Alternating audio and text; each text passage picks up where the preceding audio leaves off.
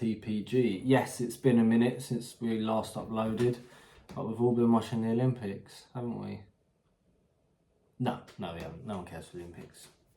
Anyway, moving on from what nobody cares about, we're going to start talking straight away about Chelsea and how the bloody hell they're getting away with still spending money, because it is absolutely ridiculous.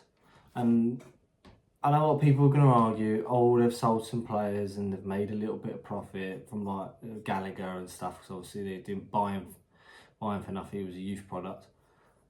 But come on, man. They haven't sold that many players this summer. They haven't sold enough to warrant what they're signing. How can they tell me they've sold loads and loads of players? I've had people telling me they've sold basically a whole squad. How can you say you've sold a whole squad and you've still got 45 squad players, like first team registered players, which obviously you can't have in the Premier League, so they're going to need to cut it down. And that'll be people's way of arguing, oh, they were signed as fringe players and reserve players and young players and whatever else. Whatever they were signed for, whether it was fringe players or reserve players or youth players, whatever, that's besides the point. The point is, how are they still signing players? Because there's no way what they're doing complies with FFP whatsoever, and the new, what's it, like SPR or something that has been introduced, I don't know, can't remember the actual letters of it, which obviously is essentially to stop some of these really long contracts that Chelsea manipulated when Todd Boehly come in the first time, originally, should I say. But obviously they've just splashed 63 million on Pedro Neto. And look, off the bat, this is not me digging Neto out, because I actually think Pedro Neto is quite a good player and I would have been happy to see him come to Arsenal. 60 million? No, I don't think he's any better than a £40 million player. His injury record is poor, his goal scoring record is even worse.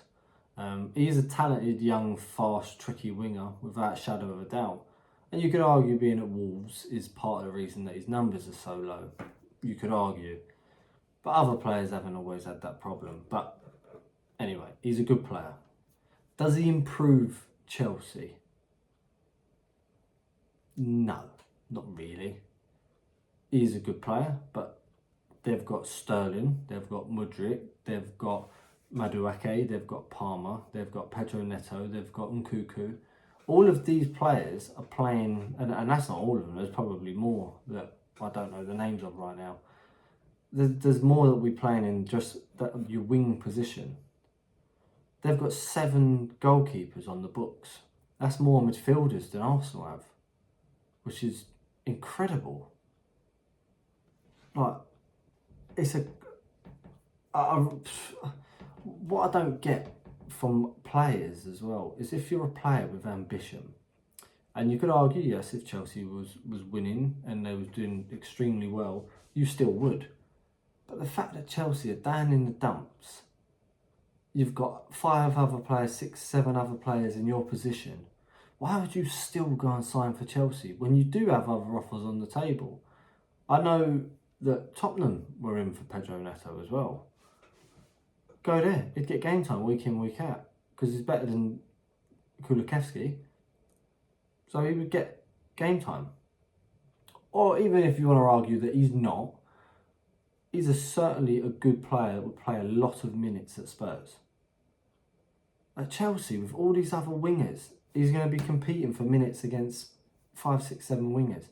And let's face it, that right-hand side is kind of Palmer's side. So, yes, I know he doesn't always play on the wing. Sometimes he plays just inside.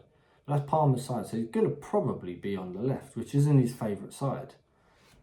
Which brings me back to the argument that wingers should be able to play both wings, by the way. There shouldn't be wingers that can only play one wing. It's ridiculous. But Chelsea shouldn't be able to keep spending like this. And I do believe at some point it's going to come crashing down on them. Whether it be this year, next year, but at some point this will come crashing down on them. And short of the long story is that all the players that they've signed this summer, last summer, none of them improve Chelsea. Maybe in 5 years, one or two of these younger players might turn out to be pretty worth it. But now, none of them improve Chelsea. They're not going to help them move from 8th to 7th. They're not going to help them do that. The new manager's come in. He's got new players that he wants. There's different style of play. There's different tactics. If I'm a Chelsea fan, this is going to be a worrying season. Just as much as last season. Yeah, potentially might improve a tiny bit on points.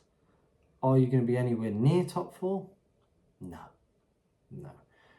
Prove me wrong. Chelsea fans, if you're there, write in the comments what you believe is right or wrong, or what you think of the Chelsea situation right now. And please, everyone, don't forget to like, share, subscribe on this video. Need as many followers and subscribers as possible, so anything is great. So thank you very much. Hope everyone's well, and peace out. See you next time.